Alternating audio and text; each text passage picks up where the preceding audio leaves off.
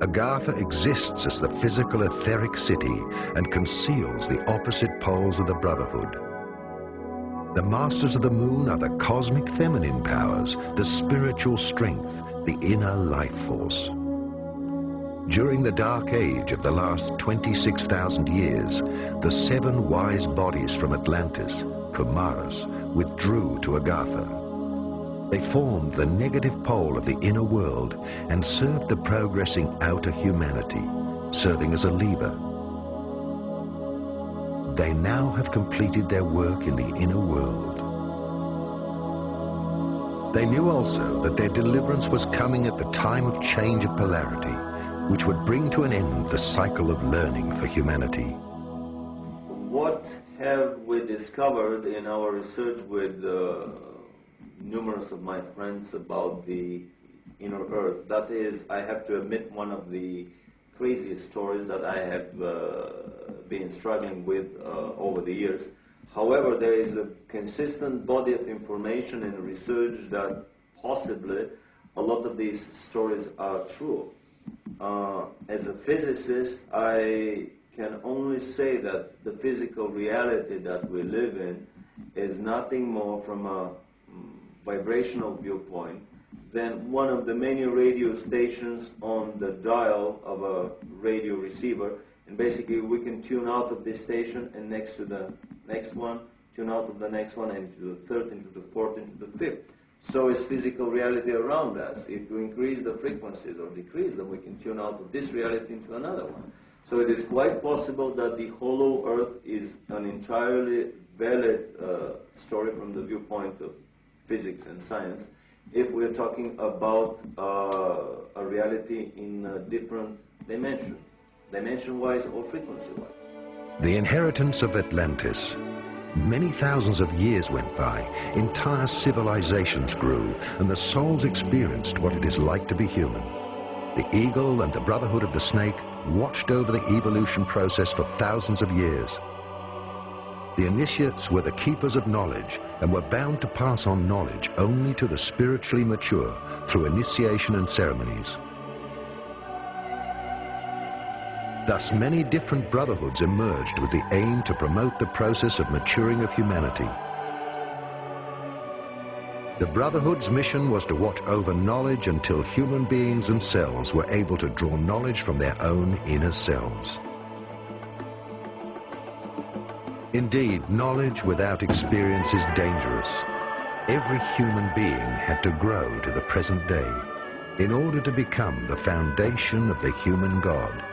The complete human being is the spiritual law of God incarnated. Every era was the manifestation of a different virtue.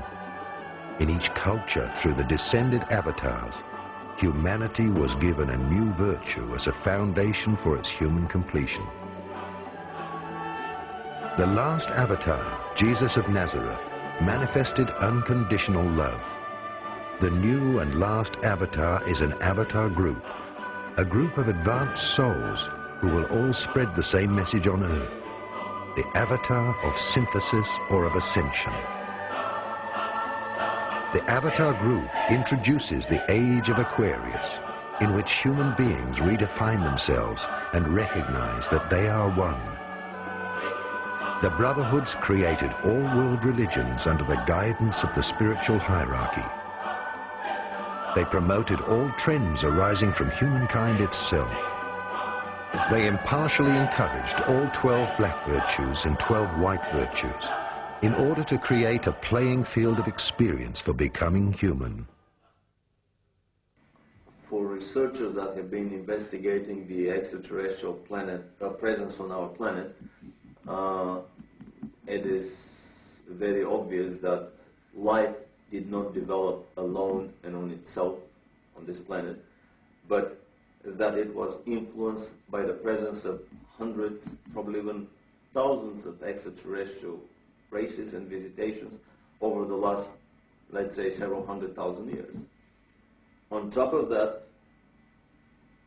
it is possible to realize that these extraterrestrial visitations on the planet and the races behind them are loosely grouped into different philosophical, and let's call them celestial management structures.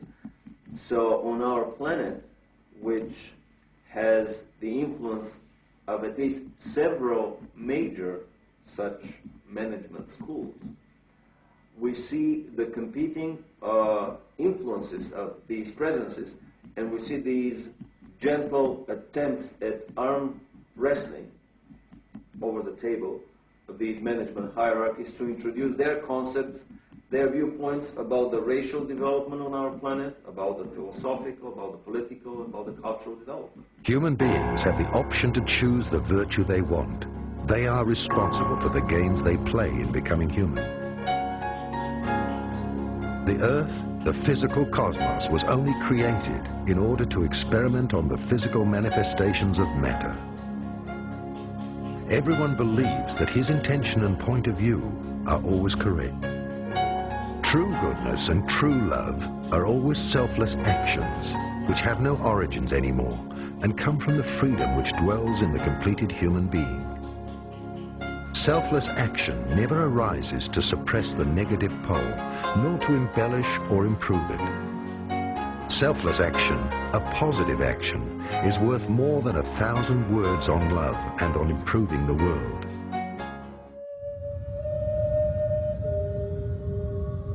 Thousands of years had passed since the battles between the two priest castes, which triggered the decline of Atlantis. The mysteries of Atlantis and its magic era had been forgotten for a long time. The invisible forces of the spiritual hierarchy and the Space Brotherhood secretly introduced a brotherhood to erect a chain of world empires. Entire civilizations have risen under the secret guidance and inspiration of this brotherhood. All the secret societies constructed the world's temples and cities, while God erected his temple, man, who had reached maturity in the playground of infinite experience. In ancient Egypt, the Brotherhood of the Snake had been in power for a long time, when arguments originating from the old conflict between the two brotherhoods of Shambhala and Agartha from Atlantis arose and flared up time and time again. This came to a climax in an argument between the Babylonian and Hebrew castes, in which both argued that they were the god race of the extraterrestrials. Thousands of years went by in which the same game of power and polarity opposites took place. Finally, the Hebrew Brotherhood on Shambhala's side won against an Aramaic branch of Agartha, with the help of Atlantean high technology, such as the Ark of the Covenant. During the entire time frame of the Old Testament, from the flood to Abraham and Moses, who received new guidance from God guardians, there was a brother war between the scattered Aryan castes of Atlantis with their ever lower descending consciousness.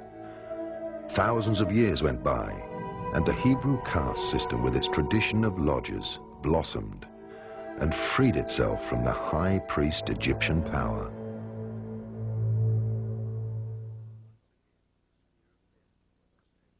Once again, the spear of destiny was taken from one culture and handed over to another. The Space Brothers secretly inspired the Hebrew priests and guided them in order to direct the newly chosen people of God.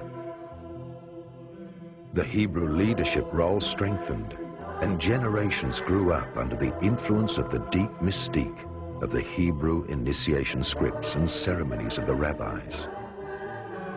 The prophets told the priests that they could foresee the birth of a new Messiah who would bring a new age. The prophecies also said that the Messiah would have incredible abilities and would be more powerful than all the world's kings. So the Hebrew Brotherhood knew for a long time approximately when the Messiah would be born, and they were very afraid to lose their spiritual and worldly powers. No wonder King Herod, when he heard of the birth of Christ, sent people to look for him. The Brotherhood feared that their power would be taken from them. By the time Christ started his work, visiting the scriptural scholars and making it clear to them that God's life was in the inner life of man and not in their dead scriptures, the end of the magical era of the Atlantean Brotherhood was not far off. From Atlantis' dark age to the rebirth of light, the path of becoming human was long and cruel. Through thousands of years, the Brotherhoods worked undercover in all cultures. Thus we can trace their path